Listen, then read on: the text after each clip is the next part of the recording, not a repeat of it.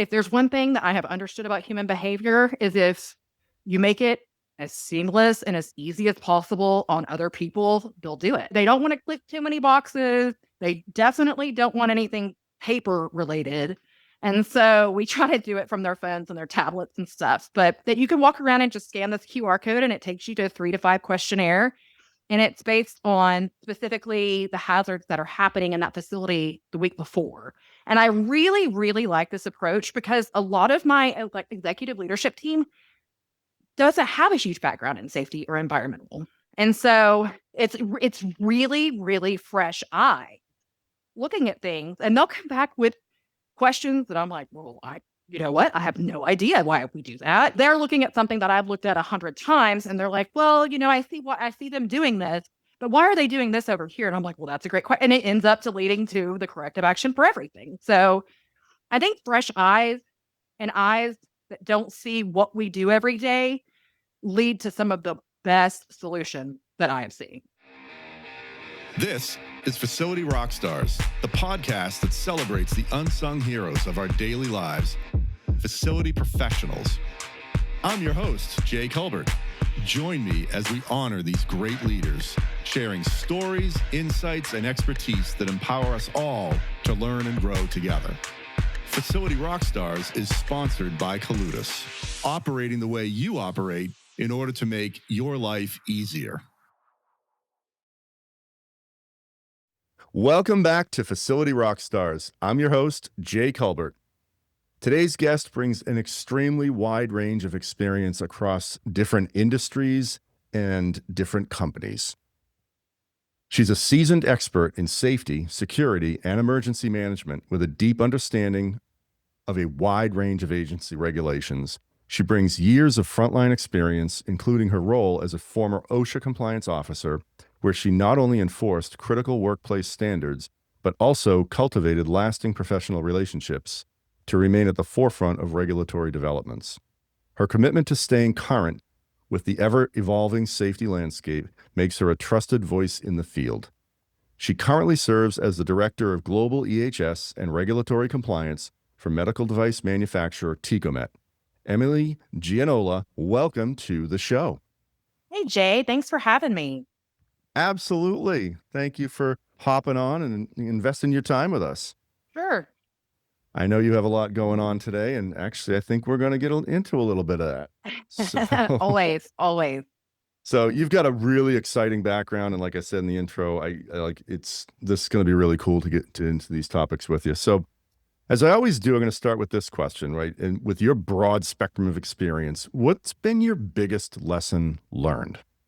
I think that my biggest lesson learned in this industry is to slow down. I think that especially when we are doing anything like an incident response or even emergency management, and we feel that we have time ticking against us, that we make a lot of very critical mistakes whenever we try to rush it, especially with corrective actions. And I know from my personal background that whenever I've tried to make corrective actions and fix things as quickly as possible, that sometimes I create more hazards. So in my experience, I would say slow down and verify.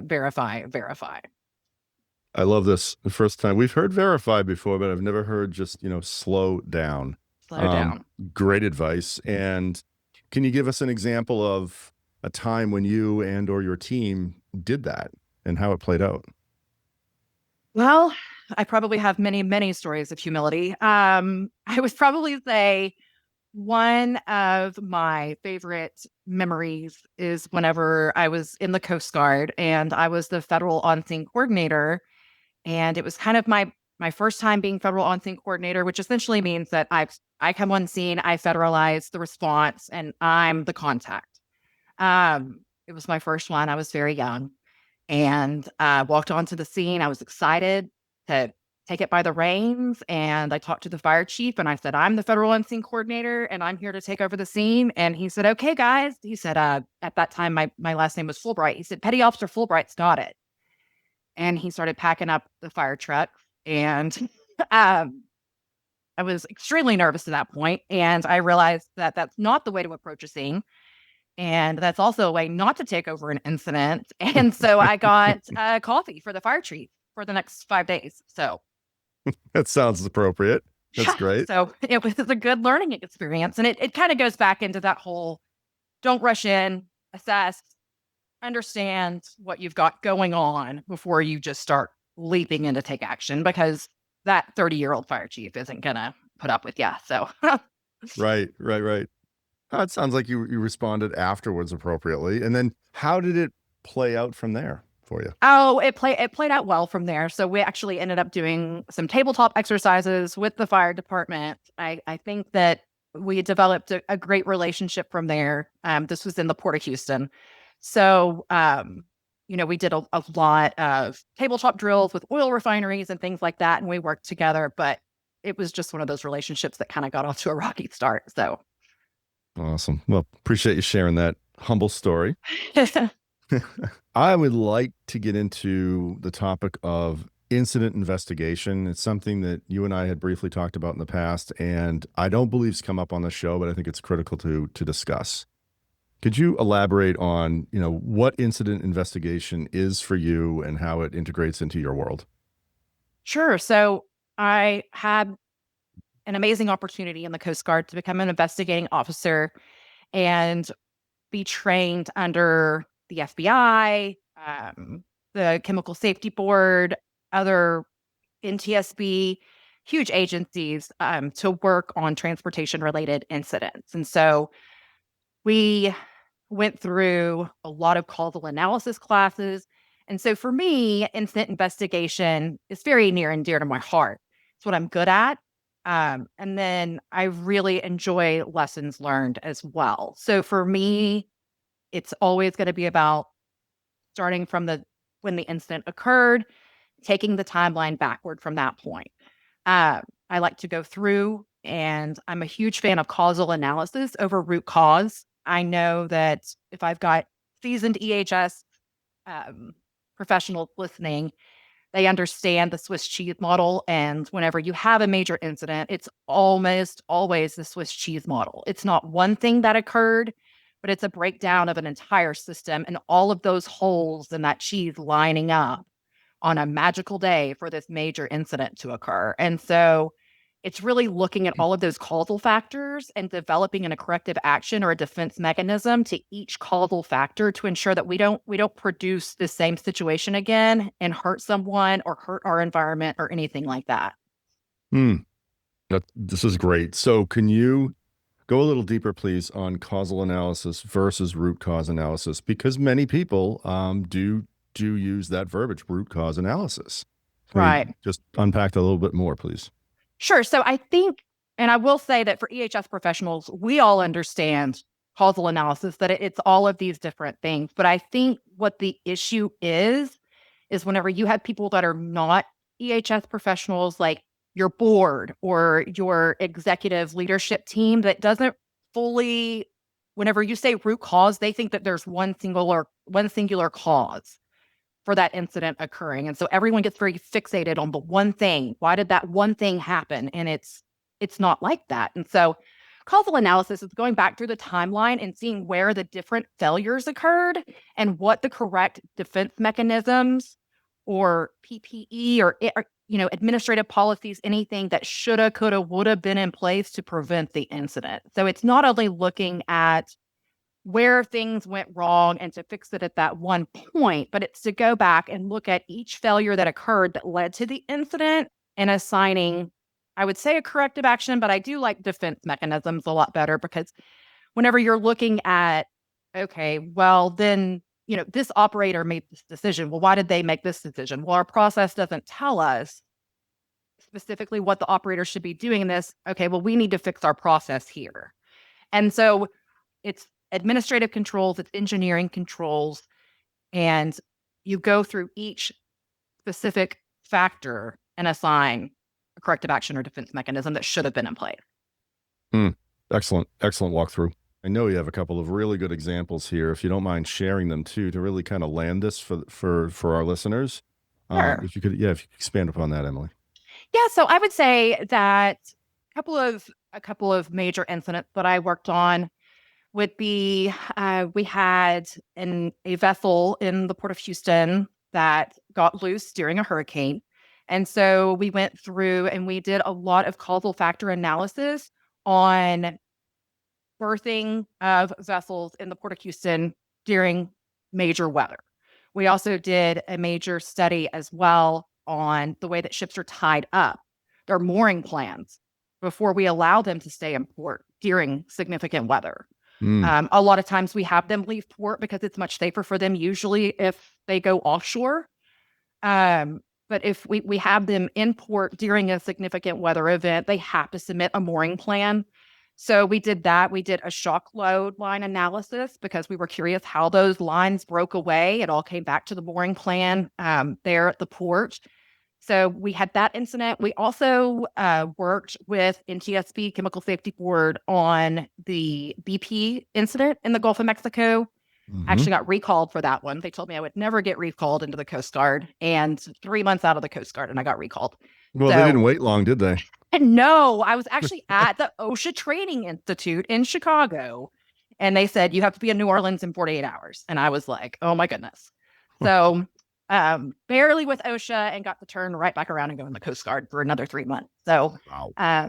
yep, we did that, and then also actually worked with the investigators, and I ended up going to another class with a lot of the investigators that worked on the Costa incident in San Francisco, which was the ship that hit the San Francisco bridge and spilled oil into the bay. So, Mm. um, we always, in the Coast Guard, we always use causal analysis. NTSB uses causal analysis, Chemical Safety Board. They all want to look at every prong of an incident. And in transportation incidents, it's extremely important for that. Say more about that, please, with transportation related. So transportation related, I would say it's extremely important because there's going to be a lot of factors involved. So you not only have the physical factors, which is the ship or whatever the transportation mechanism is, but then you also have the people. You also have the fact that whenever you are in transportation, you deal a lot with looking at things like fatigue, overwork, overtime, or breaks. You're also looking at weather conditions. There's so many different factors when it Mm. comes into a transportation incident versus an injury on the floor at a manufacturing facility. But the causal analysis applies just the same. And you really find a lot more ways to prevent an incident if you apply that to an injury in a facility, just like you would a transportation incident. Understood. Okay. Yeah. So you're looking at everything. You're looking at cognitive, you're looking at, how long has the operator been trained? What was his training plan? How much has he worked? Has he been working overtime?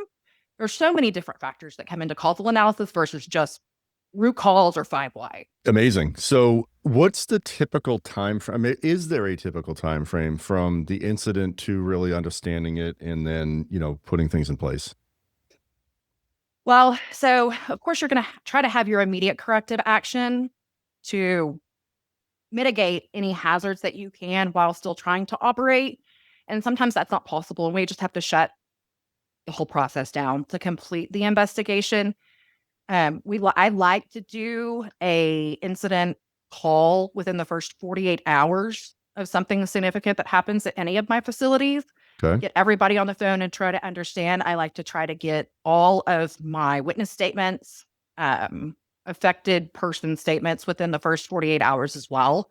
People forget things. They go home, they sleep, you have kids, there's a billion things going on in life. So they go home, they forget things. I like to do witness statements. I like to, have the round table within 48 hours.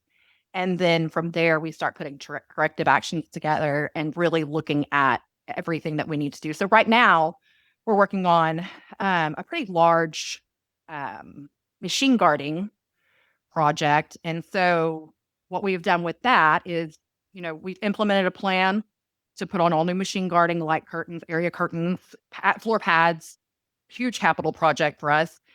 And, we put them on, and then we have the controls engineer come in, and then the controls engineer, and then I come in, and we do a verification method on every single light curtain to ensure that it's operating properly before we release it back. And so that's one big thing that I do in all of my incidents is we do a full machinery review on emergency brakes, light curtains, operating properly. I'm looking at trigger controls, foot pedals, two-handed controls, whatever the actuation is. I'm looking at that as well to make sure that everything's operating properly before we release it back. So with the guarding, is this, is it fair to ask, was there an incident that occurred and this is in response to, or is this preventive in nature, or both maybe? I would say both. Um, so in response to an incident, we've actually recognized newer and better technology that actually fits our process. Hmm. And so it's almost like an improvement process project on top of a responsive project. Understood. Understood. One thing I didn't ask you yet, Emily, is how many, well, you touched on it, how many people are involved in this process, but say in a typical, if there is such a thing, typical process of an incident investigation, um, you know, how many people or departments or entities are involved? So I like to have always my general managers involved. The local EHS rep is involved. I like to have a member from maintenance, the department supervisor, any team leaders that were there, witnesses. They're not going to be part of the investigation team, but I'm just touching on everyone that would be involved in it. But as far as Sure. the investigation team, I would say representative from the engineering group is what we require, representative from the maintenance department, the general manager, sometimes a member from HR if required, and then the local EHS rep. Sounds thorough, very thorough. Yes. Yes. We take it very Wow. seriously. So, Hmm. and my CEO wants to be briefed on every single injury directly. So he is very top down with his leadership on safety and environmental. Sounds like an amazing safety culture to me. It is. It Yeah. is. We have a really great team. And it wasn't like that. I'd say about 3 years ago, you know, so we make biomedical devices, knees, hips, shoulders, things like that. And so we're basically a combination of a lot of the patent holders, and we Okay. formed Tecomet. And so for a very, very long time, they've been almost kind of operating in silos at different locations. And so, globalizing that has been a big push over the past 3 years. Wow. Interesting. I know you were kind enough to share that today you're working through some regulatory stuff, if you will, right? I And am. okay. So is it going okay? Actually, all of them have gone very good. Excellent. But I was telling you, I was shocked at the amount of regulatory inspections I've had over the last 3 months. Um, I actually had OSHA come out for a targeted inspection. As an OSHA compliance officer, I did a ton of targeted inspections. But on the industry side of things, and I've been here for a long time, I've never had an OSHA targeted inspection. So it's very strange. Well, good luck with it. I'm sure it'll go Thank you. great. But could you expand on your time as an OSHA compliance officer, or maybe how it correlates to what you're doing now? Because I know you have a long history and a lot of experience that could be helpful to our listeners. Sure. So whenever I worked for OSHA, I worked in the North area office in the north side of Houston. So we conducted maritime, general industry, construction, fatality investigations. So I would mostly do um, inspections within the workplace. And so I also acted as the liaison between the Houston North area office and the Port of Houston and Sector Houston Galveston Coast Guard as well. So we did a lot of interagency collaborations together as well. Um, we would focus mostly on incidents, amputations, fatalities, things like that. And like I said, targeted inspections. What advice would you give, being that you are on that side and now you're, if it's fair to say, on the other side now, what would you give our listeners as advice, just general or even acute around regulatory and how to be compliant? Sure. So I've always loved the term audit ready, and I try to have together all of my training documents in a certain location. And so what I've always told my people is if you make the inspection super easy for the compliance officer, it will go so much better for you. Ooh, I like that So advice a yeah. lot. Yeah. So whenever I worked on the pipeline side, those were scheduled inspections. And so whenever I did that, and this could also branch over into PHMSA or whomever is listening on that side of it. But those were scheduled inspections. So I knew whenever PHMSA was coming in and taking a look at my pipeline, I would always have my inspections printed. I probably wouldn't do that now. I'd probably put them on a thumb drive at this point. Have all of those inspection records ready for them. I would make sure that all of my right-of-ways were mowed, things like that, just because it makes it, if it looks better, it's going to go better. And so I would say always have your documentation ready, know where your documentation is at. Also, one thing that I've done, so I have an EHS rep at every location. My EHS rep is not at the facility every single day. And at any time, these regulatory authorities can show up. And so what we have done is we've actually put all of our regulatory documentation on SharePoint, locked folders, things like that. We've hyperlinked our compliance calendar with every single below the hook inspection, fire extinguisher inspection, eye wash station inspection, our training for all employees, etc. Everything is linked in SharePoint. And our general managers are trained to know where their documents are at. I essentially told them, this is your facility. And you have to know, you sign off on this stuff. You have to know where this is at, what it does, and what it means. And so for me, I want to make sure that there's somebody at the facility at all times that knows where all the documentation is. I think that the worst thing that you can do is try to run a regulatory authority person around. When you say run them around, what do you mean? Avoiding getting them documentation, avoiding letting them in, sitting them in a conference room, waiting on someone.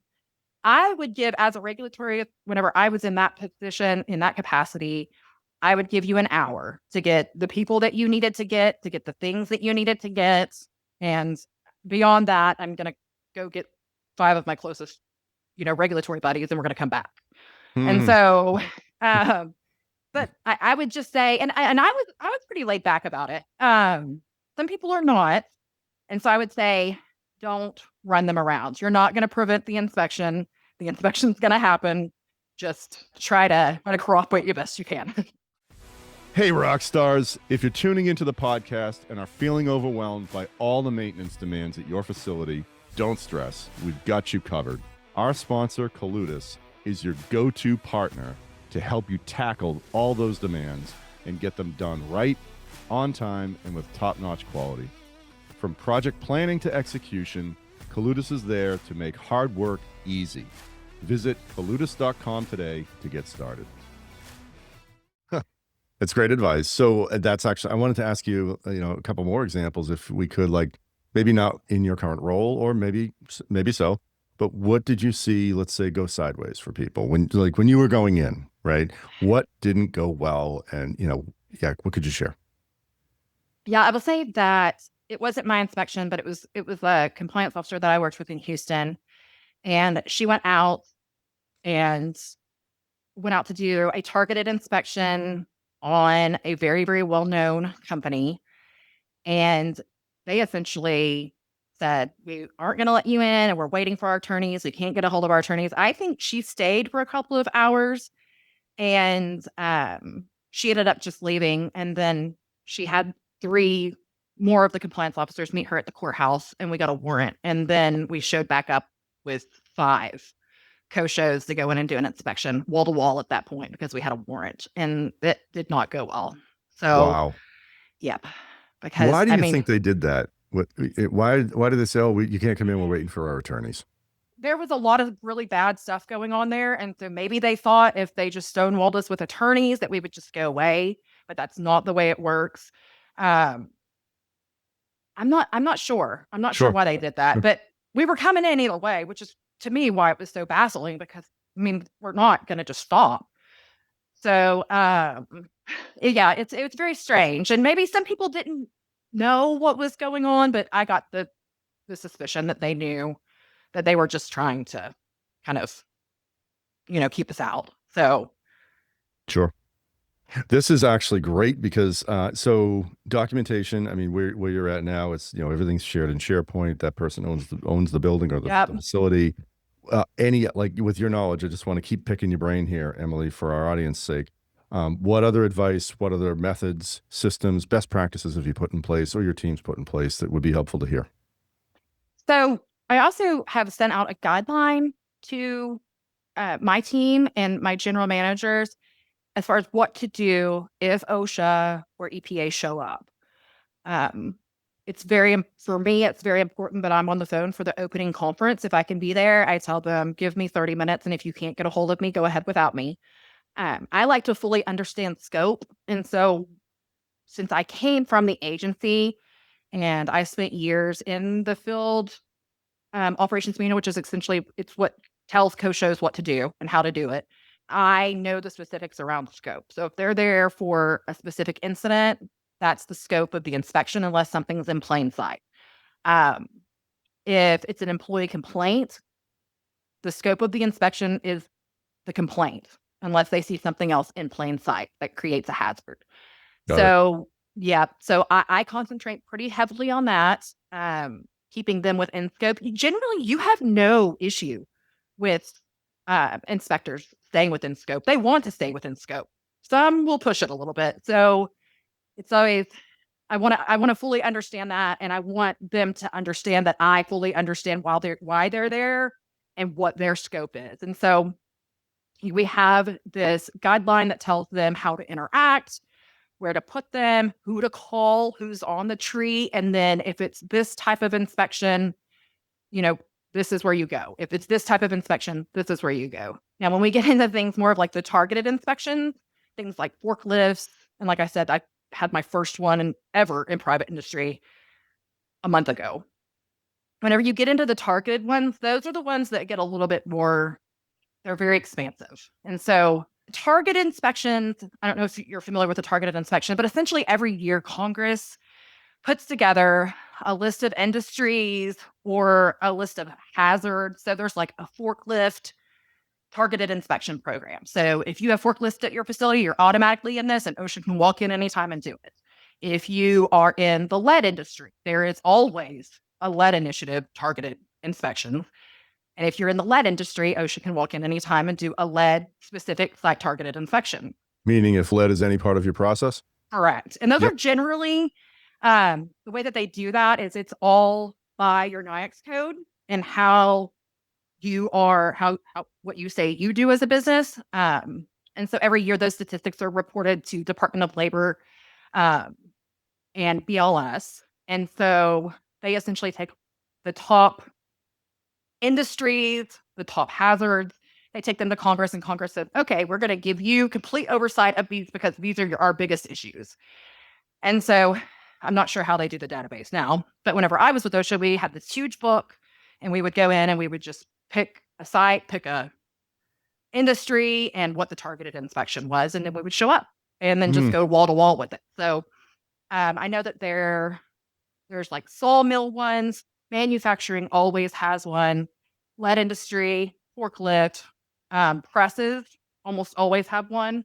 A lot of your state run programs have very, very large press and sawmill initiatives. So if I was going to concentrate, I mean, if you have presses and you have saws like band saws and things like that, they can walk in at any time and look at them. Okay. Okay. Um, Anything around VPP at all with OSHA? Yeah, so we are looking at becoming VPP in the next couple of years. We've got our 14,001 right now. We're working on a couple of other ISOs, and then we're looking at doing a VPP program for Tecomet. I did work with the VPP consultant when I worked in the Houston North area office. I think it's a great program.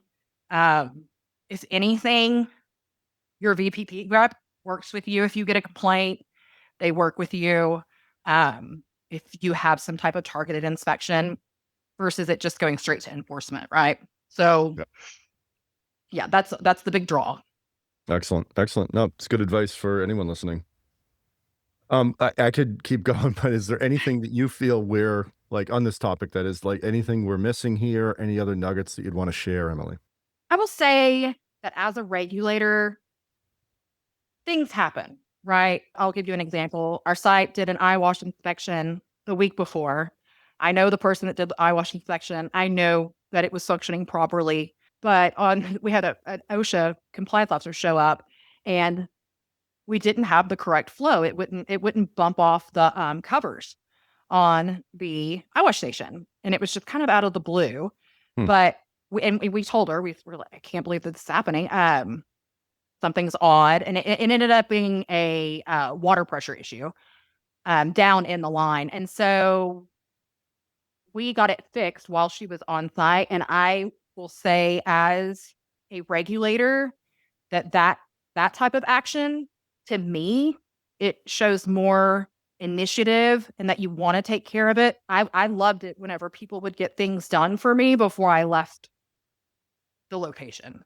Mm. Right? Because Yep. that would button up so much of my inspection, and I could come back and I could be like, okay, already fixed. And we don't have to, put it into a corrective action plan. We don't have to issue it as citations. I mean, we would just already correct it, right? Hmm. So I think that wins you a lot of bonus points. And the last thing that I would say, if you have a citation from OSHA, go and take your informal conference. So everyone is allowed an informal conference to go talk to the area director, talk through things. Always take advantage of that. Always take advantage of going in and talking to the area director and seeing what you can do, what you can work out, corrective action, things like that. Great advice. Great advice, Emily. And yeah, I was, as you were explaining the eye wash station and, the remedy almost immediately, or at least before the inspector left, I think for me, it ties back to your initial statement of make it easy for the inspector when they come. Exactly. Hmm. Exactly. I mean, that's the worst thing that you can do is be a pain, because then I'm just going to be petty, right? Like I'm like, if you're a pain, I'm going to be petty too. And then it's not going to be fun for anybody. So Sure. No. Sounds like a lot of friction if that occurs. That's not good for yeah. anybody. And I Yeah. really, even as an inspector, I would say as an investigator post accident, solely post accident, I did have a lot of run-ins with people because people are defensive, right? Something Hmm. bad happens, maybe they feel responsible. People get super defensive. And so I would say on that side, I saw a lot of it. On the inspection side, people were generally pretty good and pretty nice. And I didn't have a lot of issues with people. But Good to when you know. show up on everybody's worst day, Right. then yeah, nobody likes you. So the investigator side was a little bit more sketchy for sure. Awesome information and advice. We have a few more things to cover here, and that's one of them is you and I chatted a bit about using data and AI and how that integrates with your role, your team, your company. Could you expand on that a bit? Yeah. So, one thing that we're really striving to do is stay on top of our trends. And so, we track near misses, we track hazard observations. We are actually, and I'll go ahead and say this, I haven't even covered it with my team just yet, but we are actually starting to get into records of discomfort as well, which is, looking at ergonomic factors. If somebody reports, oh my gosh, I did this yesterday, now my elbow hurts. It's not an injury, right? But reports of discomfort is to look into, aches and pains and things like that might be associated with the work process. Sure. So one thing that we really want to do is we want to address these in real time.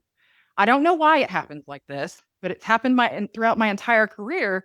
But it's, one week we have strains and sprains, and and then the next week we'll have nicks and cuts, and you're like, why are we doing this? And so one thing that I really want to do is I want to address it in real time, because I've noticed I did it at one point where I would track our near misses for a month, and I would look at hazard observations. And FYI, this is also site specific. I don't do this for the whole company. This is very site specific. Okay. We look at near misses, hazard observations, starting to look at reports of discomfort, and we see what's trending.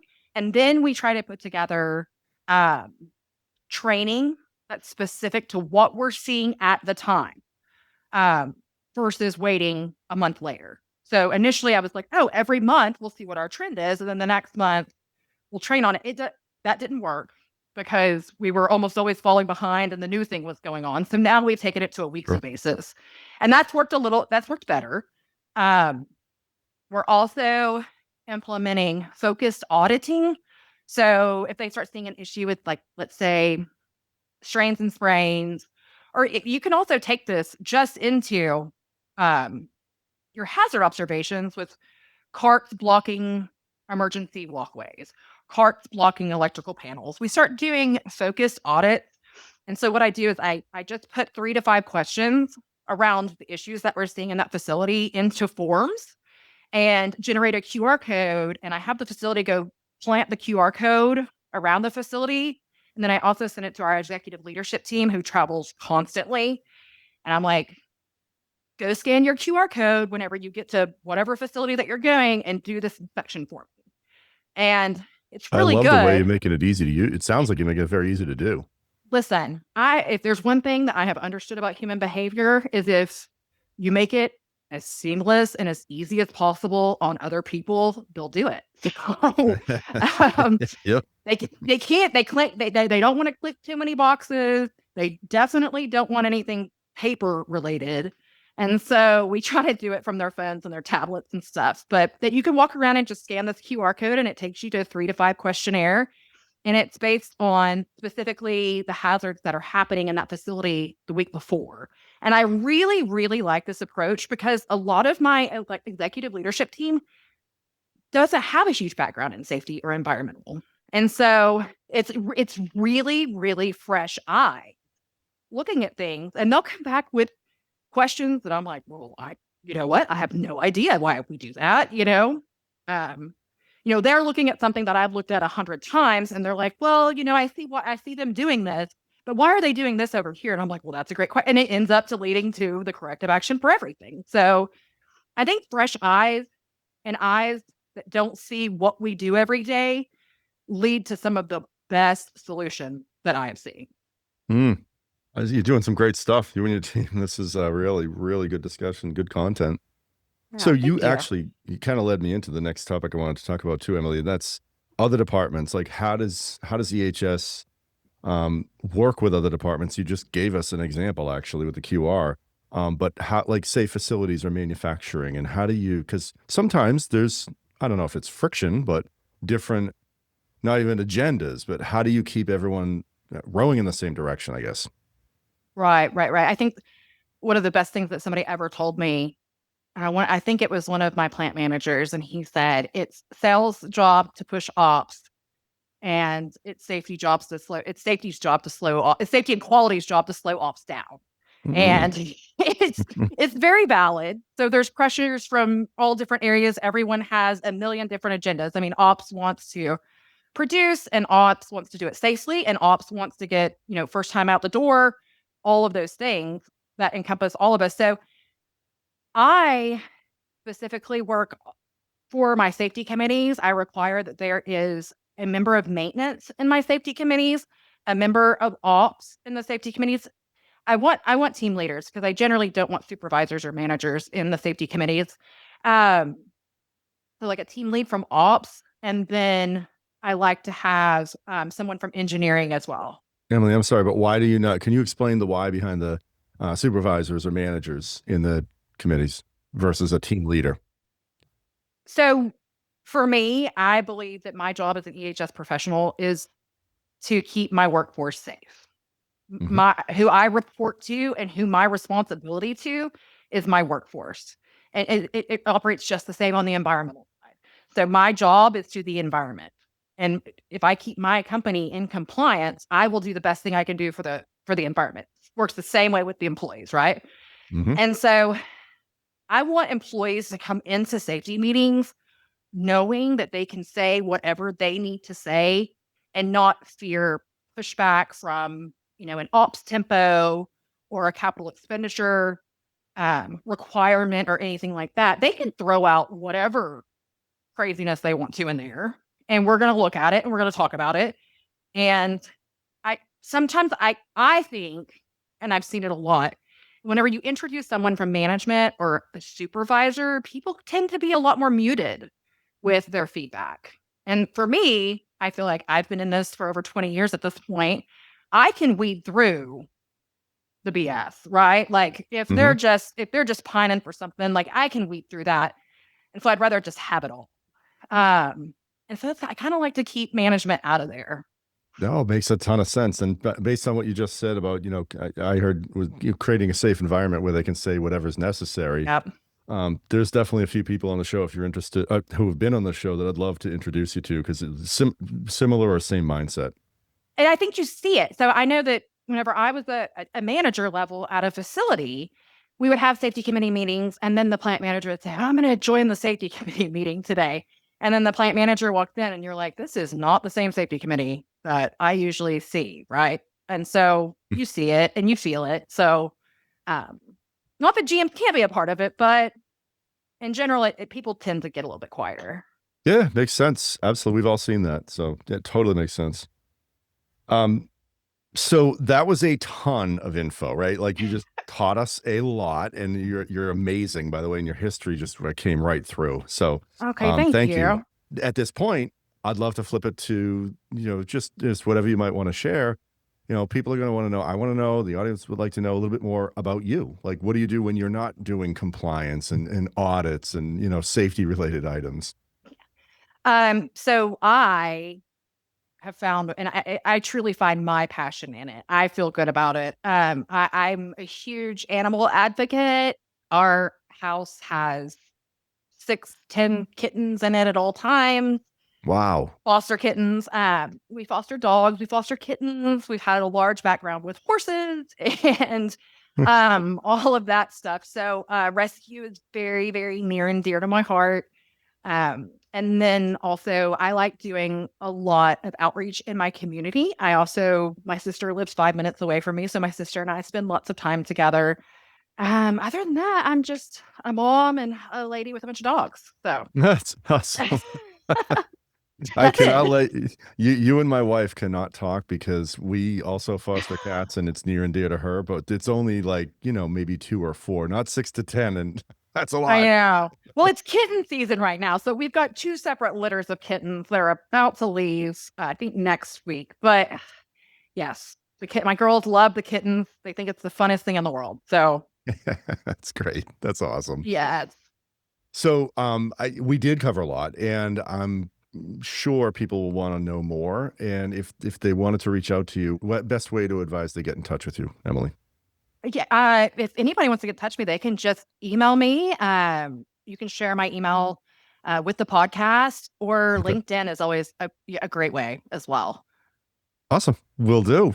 Emily, thank you so much for your time. Like, really, you're full of energy and knowledge, and it's much appreciated. Thank you so much. Awesome. I love this. I know it comes through, but I love what I do and genuinely love people. So Oh, you can tell. You can absolutely thank tell. And for you. everyone listening, the audience, thank you so much for tuning in again. And like, if you have questions for Emily, like you just heard, email, LinkedIn, reach out to her. If you liked what you heard, tell someone else about the show, subscribe to the channel, and we'll see everyone next week on Facility Rockstars. It's a wrap. Another episode of Facility Rockstars is in the books. Facility Rockstars is sponsored by Colutus, operating the way you operate in order to make your life easier. Until next time, facilitate and rock on.